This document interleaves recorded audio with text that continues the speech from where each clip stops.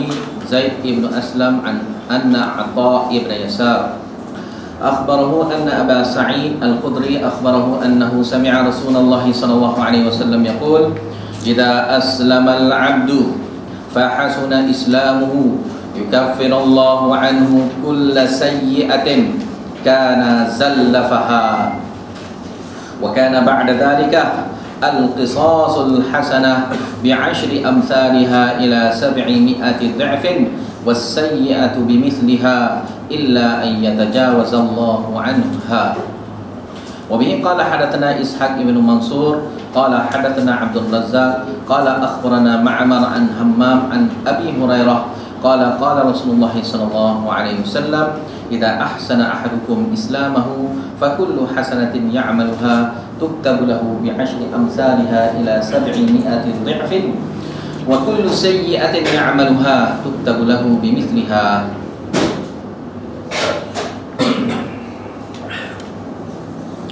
Bab ini nak terang tentang eloknya Islam satu orang.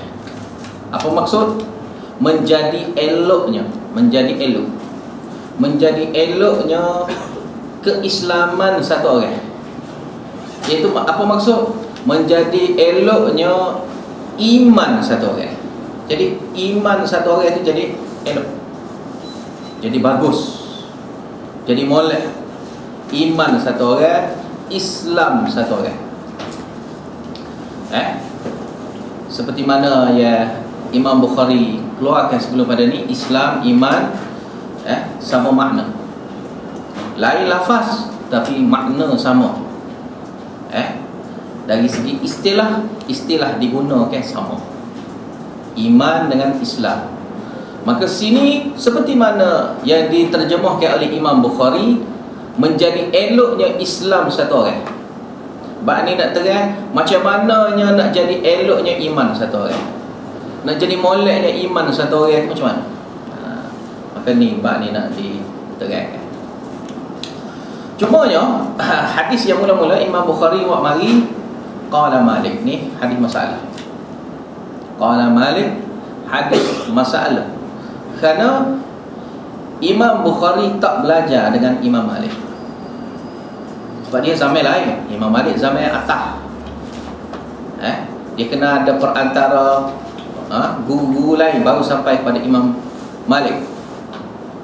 Sebab Imam Bukhari dia bukan zaman Imam Mazhab, dia bawah pada zaman Imam Mazhab. Maka Imam Bukhari tak mungkin akan dengar daripada Imam Malik. Kalau dalam mimpi memang tak kira pun. Jadi sini perkataan Imam Bukhari dia menggunakan qala Imam Malik.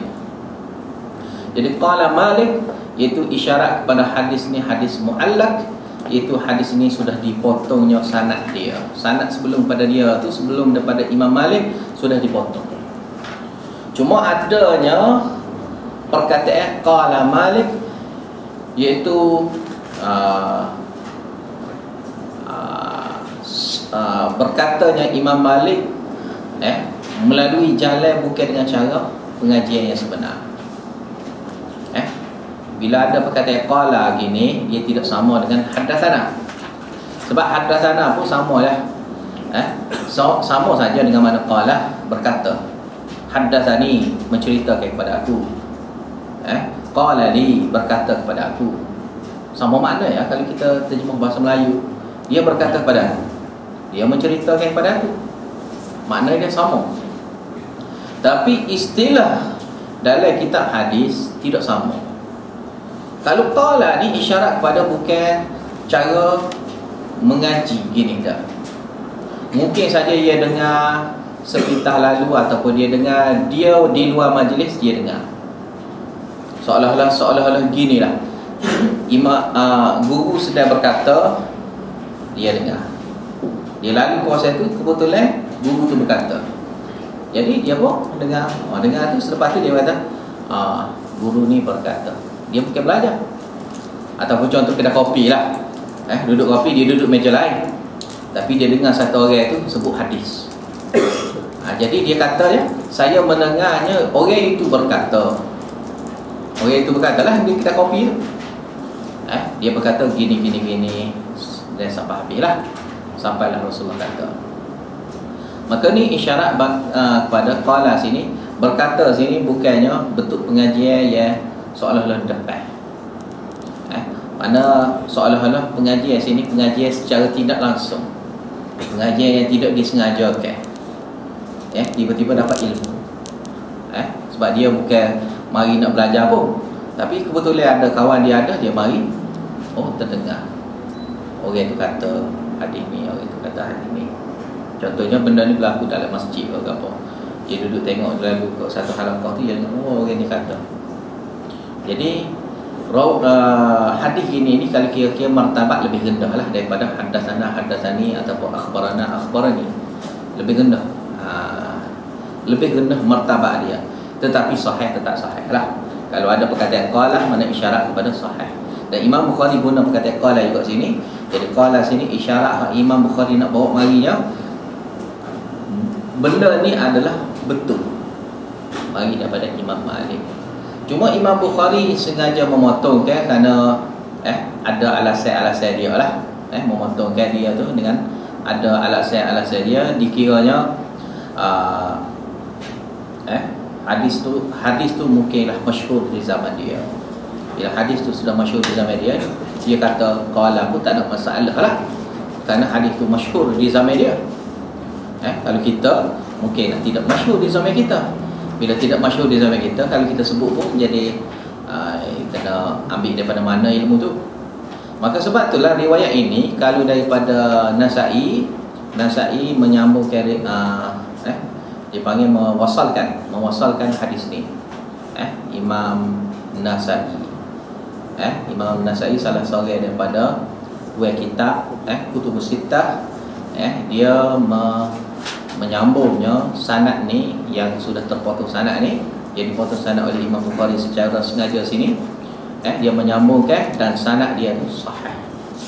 Sanad yang di dalam kitab Sunan Nasa'i itu, hadis itu adalah hadis yang sahih. Bukan sekadar sanad saja sahih, bahkan matan dia sahih, dipanggil hadis tu sahih. Kadang-kadang mungkin kita dengar kan, isnaduhu sahih, sanad dia sahih. Kalau ulama hadis kalau dia sebut isnaduhu sahih, tak semestinya matan hadis itu sahih. Perawi saja sahih, matan hadis itu kadang-kadang bercanggah dengan dengan riwayat-riwayat yang lebih siqah. Riwayat-riwayat yang di kalangan orang yang boleh dipercayai. Yang mana tahap kemungkinan tipu tu tak mungkin berlaku pada riwayat yang lebih sahih. Ni kemungkinan mungkin, tapi kira-kiranya rawi dia tu sahih dah.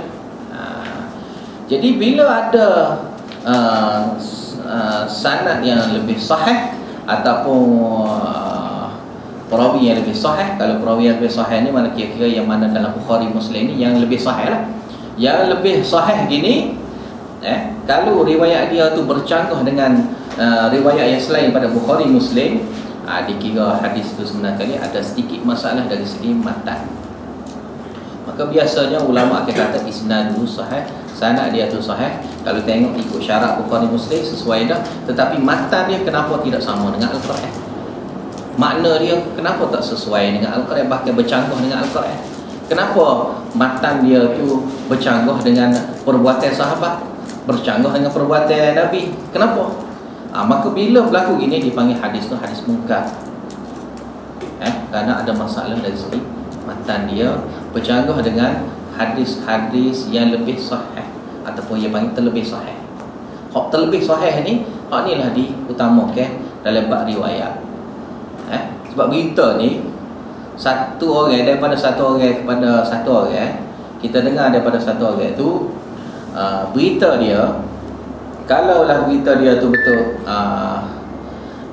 berita yang daripada orang yang sahih tu, kita tengok orang tu, orang ni jadi ustaz ke misal, orang yang jadi alimnya, berita daripada dia lebih dipercayai kan daripada orang biasa. Orang biasa berkata, kata-kata dia tu orang tak ambil iktibar sangat. Walaupun perkataan dia tu ada betul, ada salah. Kerana orang kadang-kadang dia ambil iktibar kepada apa orang tu buat, tindakan orang tu buat, yang mana sebagai buktinya orang ni memang jujur. Bukan sekadanya orang kata dia jujur, bahkan tindakan dia tu merujuk kepada dia ni satu orang yang jujur. Maka berita-berita daripada dia ni dianggap terlebih sahih, orang panggil terlebih sahih. Bila berita terlebih sahih, maka hadis yang mari daripada dia tu, matan dia tu lebih terpelihara daripada kesalahan nak banding daripada riwayat lain.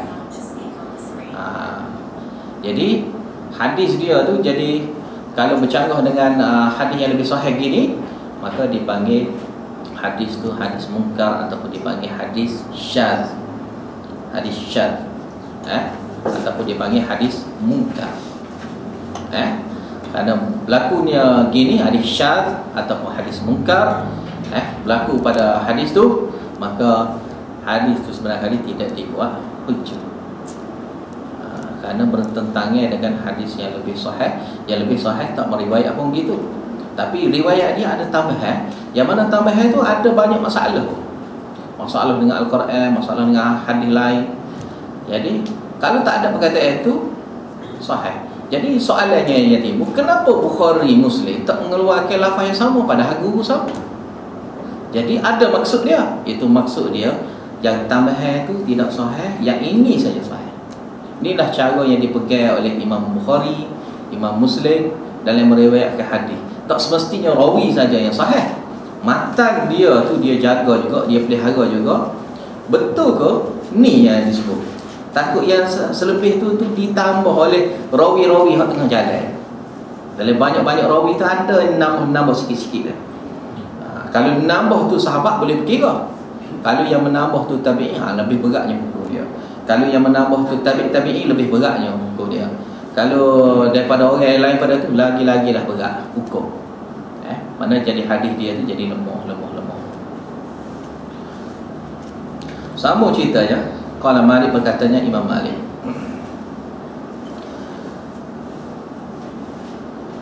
iaitu sebenarnya kalau bab rawi itu sebenarnya kita akan belajar dalam kitab al-ilm. Itu akan detail lagi lah, akan cerita tentang bagaimana kita nak menerima satu-satu kita. Qala Malik, berkatanya Malik, akhbarani, telah menceritakan kepada aku Zaid bin Aslam. Zaid bin Aslam menceritakan kepada aku. Zaid bin Aslam dia ni adalah maula kepada Umar bin Khattab bin Al-Khattab. Faham dah makna maula? Maula bekas hamba abdi. Bila merujuk kepada Umar bin Khattab, mana bekas hamba abdinya Umar bin Khattab, yang mana dimerdekakan oleh Umar. Dan satu lagi istilahnya, dimerdekakan dengan maksud diislamkan. Sebab yang dimerdekakan oleh sahabat adalah orang Islam. Hamba-hamba yang sudah Islam, orang yang sudah jadi baik, orang yang sudah jadi orang Islam yang baik, maka yang ni dimerdekakan. Sebab dianjurkan kita memerdekakan hamba abdi yang beriman. Kalau yang tak beriman, kekalkan jadi hamba abdi, akan dikekalkan. Sebab yang macam ni, tujuannya sebenarnya supaya dihinakan dia tu. Memang tujuan untuk jadi hamba abdi ni dihinakan. Untuk dihinakan dia, bahawasanya orang kafir ni hina, rendah, sebagai koli kepada orang Islam saja. Jadi kalau dia nak merdekakan diri dia, dia kena orang yang berpangkat tinggi, orang yang ada darjat tinggi di sisi Allah Ta'ala, iaitu orang yang beriman. Bila orang itu beriman, kita ni dianjurkan sangat memerdekakan hamba sahaya ni. Sehingga kan dalam bab hamba sahaya ni, kalau kita memerdekakan tangan dia saja, memerdekakan tangan, Allah Ta'ala akan merdekakan tangan kita daripada api neraka. Kalau dua tangan, Allah Ta'ala akan merdekakan dua tangan kita daripada api neraka. Kalau kita merdekakan dia semua sekali, Allah Ta'ala merdekakan diri kita daripada api neraka. Itu kelebihan dia, orang yang memerdekakan hamba. Jadi maula kepada Umar bin Al-Khattab. Anna Ata anna Atha ibn Yasar, sungguhnya Atha bin Yasar, Atha bin Yasar ni pula maula kepada Ummul Mukminin, iaitu Maimunah. Maimunah isteri Nabi. Anna tu mana sungguhnya, dia cerita tu telah menceritakan kepada aku Zaid bin Aslam. Itu Zaid bin Aslam menceritakan kepada aku tentang Atha bin Yasar. Gitulah. Akhbarahu, yang mana Atha bin Yasar memberitahu kepada dia. Anna Aba Sa'id, sama juga. Anna Aba Sa'id Al-Khudri, iaitu Atha bin Yasar menceritakan tentang Abu Sa'id Al-Khudri. Akhbarahu, menceritakan kepada dia, annahu sami'a Rasulullah, yang mana dia mendengar Rasulullah sallallahu alaihi wasallam. Cuma bezanya anna sini isyarat kepada kesungguhan. Sebab inna ni makna dia sungguh. Sungguh, sungati. Sungguh ataupun sungati. Bagi Kelantan kata sungati. Sungatinya, sungguhnya. Bila kata sungguh ni, tak tipu lah. Takkid, iaitu inna anna ni isyarat kepada takkid, mengukuh perkataan kita nak ayat benda tu benar. Jadi benar-benarnya dia berkata, gitulah maksudnya. Dia memberitahukan annahu, benar-benarnya dia tu, sungguhnya dia itu sami'a Rasulullah sallallahu alaihi wasallam, mendengarnya Rasulullah sallallahu alaihi wasallam yaqulu, berkatanya, idza aslamal abdu, bila satu orang hamba itu Islam, sudah Islam, itu tunduk patuh pada ajaran Allah Ta'ala, fahasuna islamuhu, lalu dia mengelokkan Islam dia. Apa makna mengelokkan Islam dia? Dia mengelokkan amal dia. Mengelokkan Islam tak ada cara lain, mengelokkan amal dia. Itu Islam sini dengan mana amal dia. Dia mengelokkan amal dia. Itu akidah dia pun molek, perkataan dia pun molek, perbuatan dia pun molek. Mana luaran dengan dalamnya dia tu semua molek. Dia mengelokkan, membaguskan semua sekali. Jadi macam ni, bila dia buat macam ni, yukaffirallahu anhu, Allah Ta'ala akan menghapuskan dosa dia. Kulla sayyi'atin, semua dosa Allah Ta'ala akan hapus. Bila makin molek, Allah Ta'ala akan hapus semua sekali. Allah Ta'ala akan hapus ke semua sekali dosa-dosa dia, kana zallafaha, yang pernah dia lakukan dulu. Zallafaha, yang mana dia kehadapankan dulu. Dia bawa benda tu dulu. Dulu benda tu lah yang dekat dengan dia. Zalafah pun dengan makna dekat iaitu dia, amalan tu lah yang dekat dengan dia. Amalan tu lah yang dia selalu buat. Tetapi dulu benda tu lah yang dia buat. Sekarang dia kembali pada ajaran Islam yang sebenar. Kalau dulu buat bid'ah, sekarang ni dia ni ahli sunnah. Kalau dulu dia syirik, sekarang ni dia lah yang tauhid. Kalau dulu dia ni maksiat, ni dia ni orang yang betul-betul ikut ajaran Allah Ta'ala, iaitu taat. Orang yang betul-betul taat.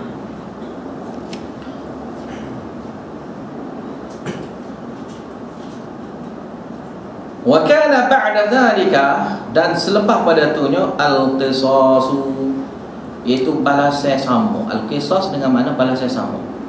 Kalau untuk hukum untuk kisah ni mana kita balas sama, bunuh sama balas dia bunuh. Tangan balas dia tangan. Buta mana balas dia buta. Itu bagi kisah. Al-qisasul hasanah, itu balas kebaikan baik yang dia buat itu bi asyri amsalha, dengan lipat dengan dibalasnya 10 yang sebanding dengan hak baik kebaikan yang dia buat. 10 kebaikan.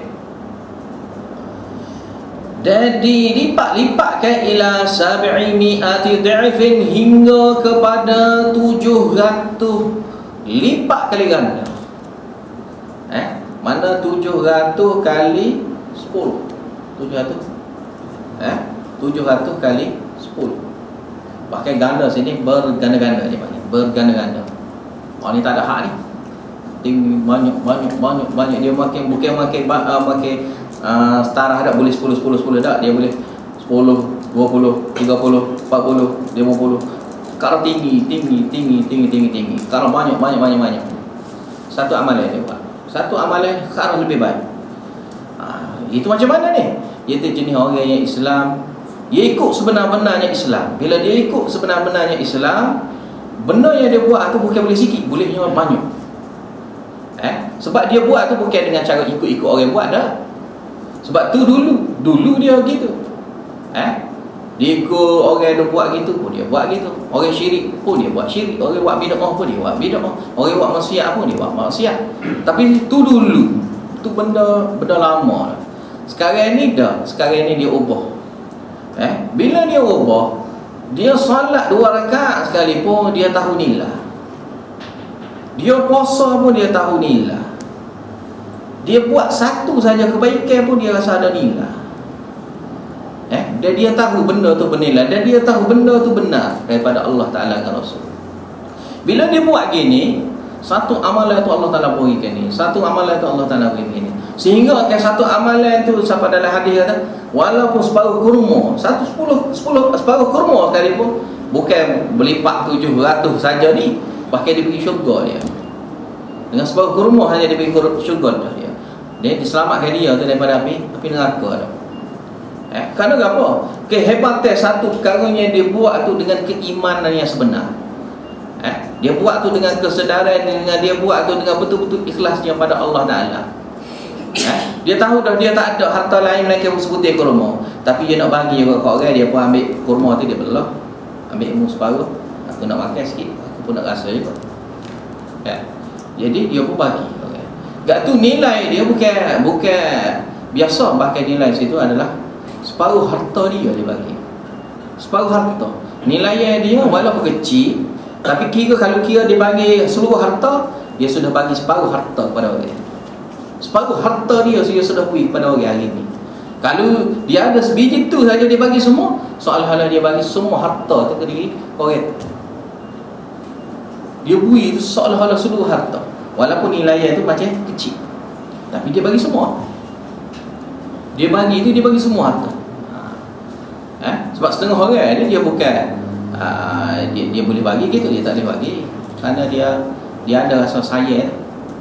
Rasa sayang dah ada. Lepas tu ada bab yang 2 minggu lepas dah terkena. Jadi dilipatkan kali ganda kepada dia, 700 lipat kali ganda.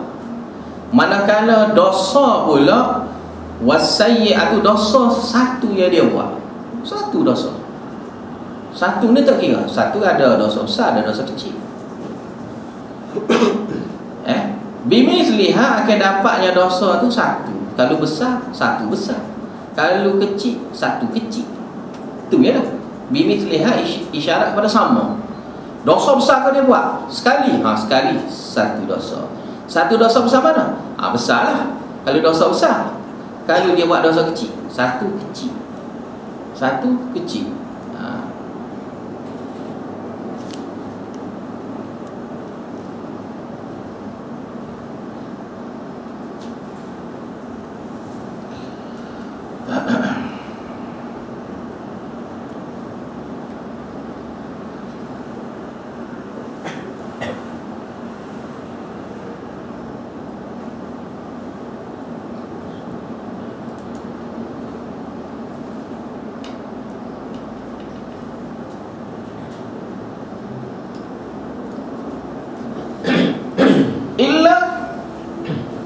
Ini perkataan yang mengubah lagi. Illa ayyatajawazallahu anha.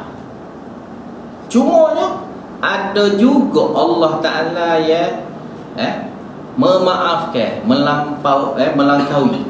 Melangkaui. Mana Allah Ta'ala buat, Allah Ta'ala tak kira. Ni langkau ni mana tak kira. Sepatutnya kira. Tak kira ni untuk langkau. Dia panggil melangkau. Melangkauinya dosa yang dia buat. Itu dosa ni, dosa tak kira. Itu maksudnya tak kira dosa dia. Iaitu dengan mana Allah Ta'ala memaafkan dosa dia itu mengikut masyiatillah. Apa yang Allah Ta'ala kehendaki, Allah Ta'ala nak apa dosa? Apa dosa? Dosa dia buat ada besar ke? Besar. Tapi Islam dia sudah molek dah. Dia dulu syirik. Tak syirik dah. Dulu ahli bid'ah. Tak bid'ah dah, ahli sunnah dah. Dulu dia ahli maksiat. Ada dah. Sekarang ni dia ahli taat. Tapi jari-jari itu ada lah dia buat dosa. Ada dosa. Dosa macam-macam lah dosa dia buat. Dia benar tu ayatnya lah ni ngubah pula. Dosa tu buat Allah Ta'ala akan apa? Akan apa? Harusnya bagi Allah Ta'ala mengampun dosa tu walaupun dia tak minta. Dan ni juga sesuainya dengan hak kita baca tadi, ayat tadi, innal hasanati yudhibnas sayyi'at. Semalam kan? Sungguhnya benda hasanat, benda kebaikan yang kita duduk buat ni, Allah Ta'ala akan apa ni, yudhibnas sayyi'at, benda tu dapat menghapus, amal kebaikan tu dapat menghapuskan sayyi'at, benda dosa kita buat. Benda dosa kita buat tu akan terhapus disebabkan benda hasanah yang kita buat. Hasanah tu. Jadi ni pun sama juga mana. Dengan buat molek-molek semua sekali tu, ya dosa buat ada. Dosa buat Allah Ta'ala melanggar. Seperti mana hadis sebelum pada ni, puasa. Puasa Allah Ta'ala hapus semua dosa dia sebelum pada ni. Puasa pada bulan Ramadan Allah Ta'ala hapus dosa dia. Cuma dengan syarat iman dan wahtisaban. Kemudian dia solat malam pada bulan Ramadan, Allah Ta'ala hapus dosa juga. 2 kali dia hapus dosa. Lepas tu malam Lailatul Qadar pula, 10 hari akhir Ramadan pula, dia solat malam pula. Bila solat malam Allah Ta'ala akan hapus dosa dia tu, sebelum pada ni Allah Ta'ala hapus dosa dia. Jadi tu baru hak jenis amalan-amalan khusus bulan Ramadan. Tak kira amalan-amalan lain lagi. Banyaknya peluang-peluang dia tu Allah Ta'ala untuk hapus dosa. Macam tasbih lah, kalau lepas mai kan, subhanallah, alhamdulillah, Allahu akbar. Siapa baca tu pun buih di dalam hutan pun hapus dah dosa. Dosa dia banyak, buih dalam hutan pun Allah Ta'ala hapus dosa dia. Benda tu banyak kita boleh amal. Jadi dalam satu hari pun ada amal benda hapus dosa. Jadi buat ke dosa? Buat. Tapi dosa tu sebenarnya Allah Ta'ala hapus dengan kita. Cuma di kalangan ulama dia bezakan dosa besar, dosa kecil. Dosa besar perlu kepada taubat, dosa kecil tak apalah Allah Ta'ala ampun gitu. Sebagai ulama pula dah harus bagi Allah Ta'ala ampun, bukan sekadar kecil. Dia kecil, kalau kecil boleh hapus dosa, besar pun boleh hapus dosa. Cuma jangan sah saja tak hapus dosa, syirik pada Allah Ta'ala. Kalau syirik pada Allah Ta'ala, hak tu tak ada dia untuk dia Allah Ta'ala hapus dosa. Tapi selain pada tu dia buat semua tu harus bagi Allah Ta'ala nak hapus dosa. Allah Ta'ala nak mengazabkan dia dulu pun boleh. Tetapi kalau Allah Ta'ala nak mengampun dosa dia pun boleh. Tapi kalau dia ni orang Islam yang betul-betul melaksanakan Islam secara sebenar, tetapi kadang-kadang dia tu lalai, kadang-kadang dia tu terlanjur melakukan kesalahan-kesalahan dosa, siapa dia boleh sekat benda ni kan? Sebab benda ni kemungkinan semua orang boleh berlaku. Tak semestinya satu orang tu sudah dikira ustaz pun tak ada dosa. Tak semestinya orang tu sudah belajar, ada, dia boleh dosa. Semua tu boleh buat dosa. Kita keluar daripada kelas ni pun kadang-kadang boleh dosa. Bukan kadang-kadang yang mana kerak lah boleh dosa. Tengok orang Tino ke apa boleh dosa. Tak ada pasal-pasal. Duduk rumah pun boleh dosa. Duduk luar rumah pun boleh dosa. Jadi dosa-dosa ni kemungkinan banyak sangatnya di luar daripada kelas kita, di luar daripada majlis ilmu, di luar daripada masjid. Kemungkinan hak akan dapat dosa pun ada. Dalam masjid pun tak kena buat, kita melakukan dosa. Dalam majlis ilmu pun tak kena buat, kita boleh melakukan dosa. Setiap masa ni manusia ni sesuai sangat masa dia tu, keadaan dia tu untuk buat dosa. Dan Allah Ta'ala beri kemudahannya ke apa? Allah Ta'ala beri kemudahannya, Allah Ta'ala akan punya dosa dia jika dia ni orang Islam yang bagus. Kena ju lah. Ju. Kena jadi orang baik lah.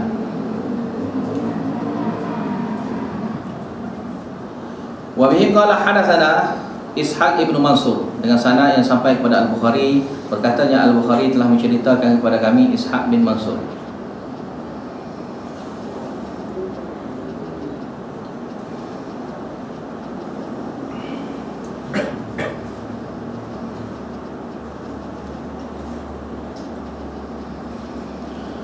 Ishaq bin Mansur bin Abi Bihram ataupun Abi Bahra, boleh juga baca gitu. mati pada tahun 251. Qala, dia berkatanya, haddatsana Abdul Razzaq, telah menceritakan kepada kami Abdul Razzaq. Abdul Razzaq sini Abdul Razzaq bin Hammam bin Nafi' Al-Yamani, mati pada tahun 211. Qala, dia berkatanya, akhbarana Ma'mar, telah menceritakan kepada kami Ma'mar.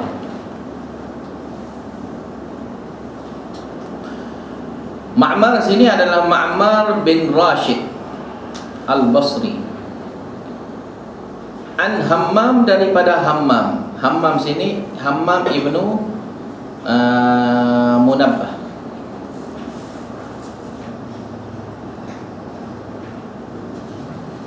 Tabi'in.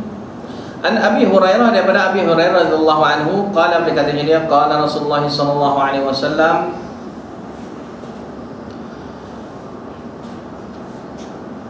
idza ahsana ahadukum islamahu, bila ada di kalangan kamu yang mengelokkan amal dia, mengelokkan Islam dia, mengelokkan iman dia, mengelokkan amal dia, fakullu hasanatin, maka setiap kebaikan yang dia buat, ya'maluha, yang dia buat itu, tuktabu lahu bi asyri amsalihha, ditulisnya, dicatiknya 10 yang sama, ila sab'i mi'ati dha'fin, sehingga kepada 700 lipat kali ganda. Wa kullu sayyi'atin, dan setiap dosa yang dia buat, ya'maluha, yang dia lakukan itu, tuktabu lahu bimithliha, akan dicatiknya sesuainya dengan dosa dia itu. Dosa kecil-kecil, besar-besar, dan Allah Ta'ala mungkin ampun.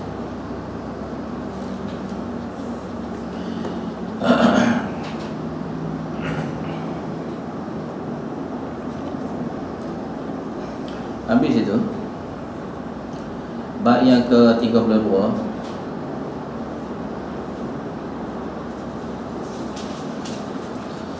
ahabbud dini ila Allah azza wa jalla adwamuhu.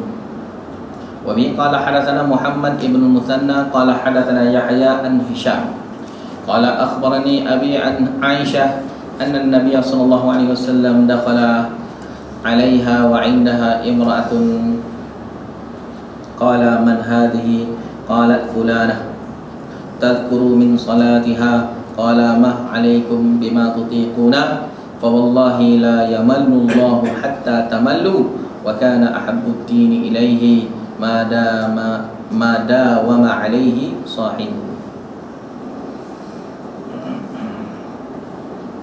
Bab sini nak terang-terang agama yang paling dicintai Allah. Agama yang paling dicintai Allah, sama saja dengan makna tadi. Islam yang paling dicintai Allah Ta'ala. Mana cara amal kita yang dicintai oleh Allah Ta'ala, itu makna dia. Din situ dengan makna amal. Amal ketaatan kita yang dicintai oleh Allah Ta'ala. Macam mana? Allah Azza wa Jalla adwamuhu, iaitu amalan yang bentuk taat kita itu yang kita kekal, yang kita istiqamah. Kita buat itu, kita buat dengan sentiasa buat istiqamah.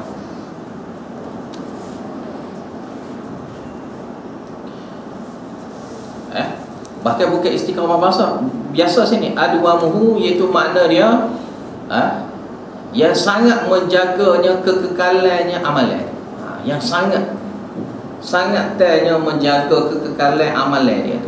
Amalan itu dia jaga. Dia boleh jaga molek. Solat, seperti mana solat, dia boleh jaga tak? Solat sehari, solat dia boleh jaga 5 waktu, dia boleh jaga solat. Jadi dia kekalkan hari-hari. Esok pun dia solat, esok pun solat, esok pula dia solat, esok pula dia solat, esok pula dia solat. Dia boleh kekalkan. Ni amalan agama, bentuk ketaatan yang dia buat dalam agama. Ada apa saja hak berkaitan dengan agama dia buat itu, dia kekalkan buat.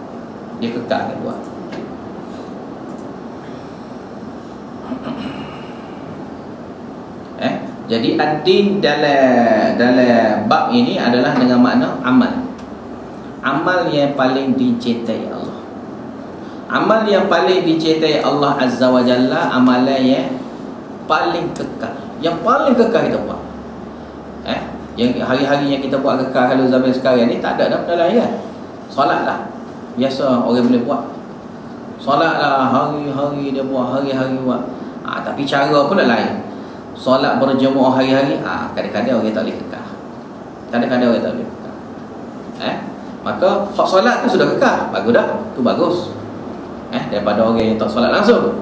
Tapi kalau boleh dijaga dengan berjemaah, dengan banyak boleh jaga kekal pula, iaitulah paling dicintai oleh Allah Ta'ala. Itu hak paling Allah Ta'ala cintai. Solat di masjid, kita boleh kekal kan? Boleh kekal kan? Lagilah gitu. Dan begitu juga dalam bab-bab lain pun sama saja. Belajar pun kena kekal, mengajar pun kena kekal. Kita teruskan. Mati pun seolah-olah kerja kita tak habis, nak buat kerja lagi. Sebab tu masuk syurga kekal. Sebab apa orang Islam ni dia masuk syurga kekal? Ni dibincang oleh ulama, kenapa orang Islam ni kekal masuk syurga? Kekal masuk syurga. Bila masuk ke syurga, dia berada dalam syurga tu kekal. Itu sebenarnya orang Islam yang sebenar, dia tahu dah tugas dia sehari. Tugas dia sehari dia tahu dah. Apa yang dia akan buat, apa yang dia nak capai, dia sudah tahu dah. Cuma sempat dan tak sempat Dia tahu benda yang tugas dia yang dia nak buat dalam satu hari untuk Islam. Bila mati dia pun mati memang keadaan dia tu nak kekalkan benda tu. Mati dia dalam keadaan mengekalkan keislaman. Maka sebab tu dibalas dia pun kekal. Sebab tu kalau ditakdirkan Allah Ta'ala hidup dia tu 1000 tahun sekali pun, esok pun dia solat lagi. Hari ni solat, esok pun solat lagi. Kalau Allah Ta'ala takdirkan dia hidup 1 juta tahun sekali pun, 1 juta tahun pun dia solat. Kalau lebih banyak pada tu pun dia solat. Sebab dia ni orang yang mengekalkan amalan dia. Dia kekalkan amalan dia. Tak mungkin dia esok dia tak solat. Tak mungkin. Maka balasan Allah Ta'ala akan bagi kepada dia bentuk kekal. Begitu juga kadang-kadang orang kafir, bila mati dia tu, orang kafir ni lah, orang kafir akidah ni, orang kafir akidah ni mati dia tu, Allah Ta'ala kekalkan dalam neraka.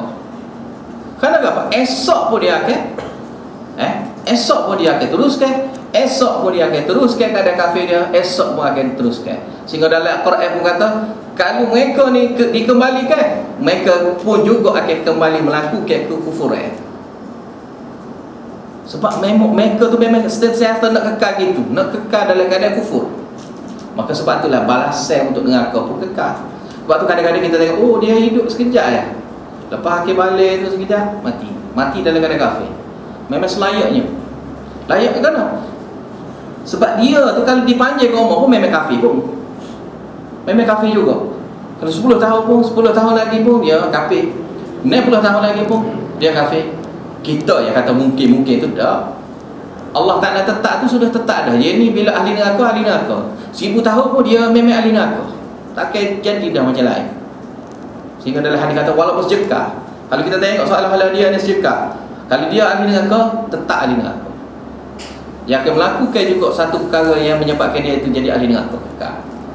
Kalau dia tu ahli syurga, walaupun tinggal sejekah tu pun last sekali akhir dalam hidup dia pun dia akan buat kebaikan yang menyebabkan dia jadi masuk syurga kekal. Sebab Allah Ta'ala sudah tetap dah kita. Maka tak mungkin lagi boleh dipertikaikan orang yang ahli neraka kekal, orang yang ahli syurga kekal. Sebab kalau dia hidup atas dunia pun, kalau kekal lama pun akan kekal juga dalam keadaan kalau dosa.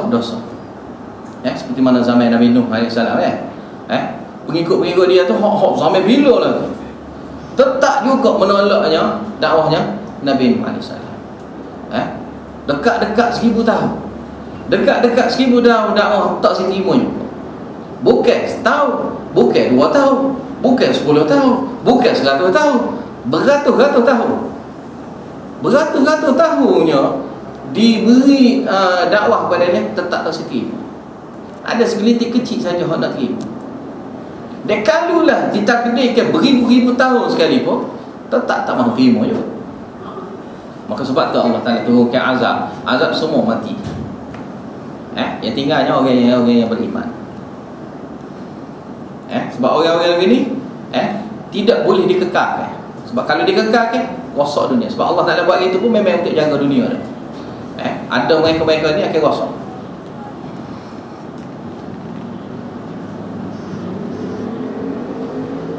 Wa bihi qala hadatsana Muhammad ibn Musanna. Habis itu dengan sanad yang sampai kepada Al-Bukhari, berkatanya Al-Bukhari telah menceritakan kepada kami Muhammad ibn Musanna. Muhammad ibn Musanna qala, dia berkatanya hadatsana Yahya, telah menceritakan kepada kami Yahya situ Yahya Al-Qattan, iaitu Yahya bin Sa'id Al-Qattan, an Hisham, daripada Hisham situ adalah Hisham bin Urwah. Qala, dia berkatanya akhbarani abi, telah menceritakan kepada aku ayahku, iaitu Urwah bin Az-Zubair bin Al-Awwam, an Aisyah, daripada Aisyah radhiyallahu anha ummul mukminin, anna Nabi sallallahu alaihi wasallam, sungguhnya Nabi sallallahu alaihi wasallam dakhala 'alaiha, masuk ke tempat dia. Masuk ke rumah dia lah. Wa indaha imra'atun, bersama dengan Aisyah tu ada satu orang perempuan. Ada satu orang perempuan. Qala, berkatanya Nabi sallallahu alaihi wasallam, man hadhihi, siapa dia ni? Ada dalam rumah ni. Qala, berkatanya Aisyah, fulanah, si fulan. Tadhkuru min salatiha, dia pun sebutlah cerita tentang solat dia. Solat baguslah. Ada solat.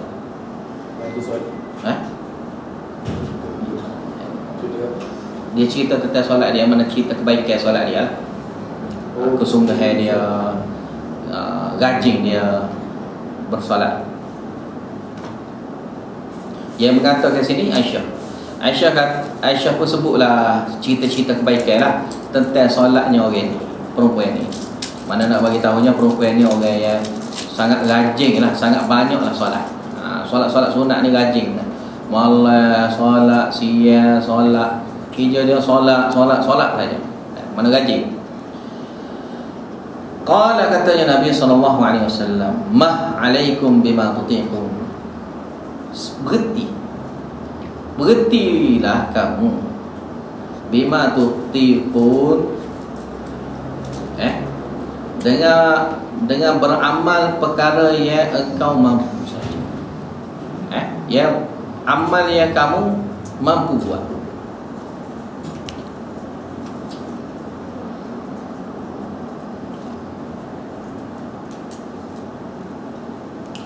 Iaitu kamu kena berhentikan hanya melakukan amalan yang mampu buat. Mana?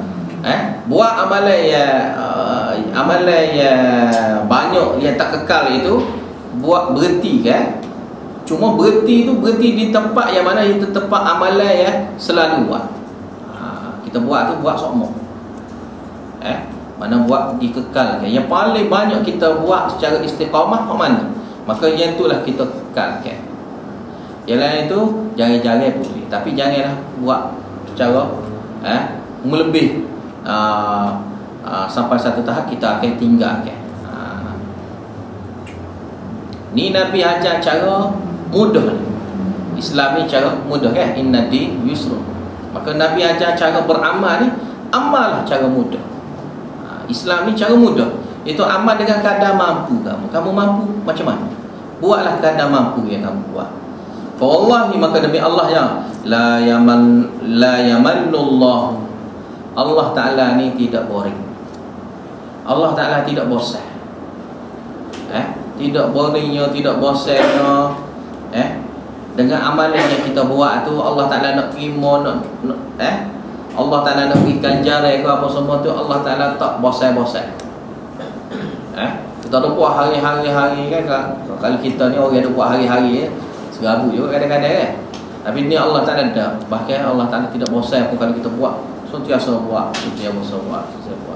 Tak kira lah jarang kalau kita buat ataupun apa saja amalan yang kita buat pun Allah Ta'ala tidak bosan.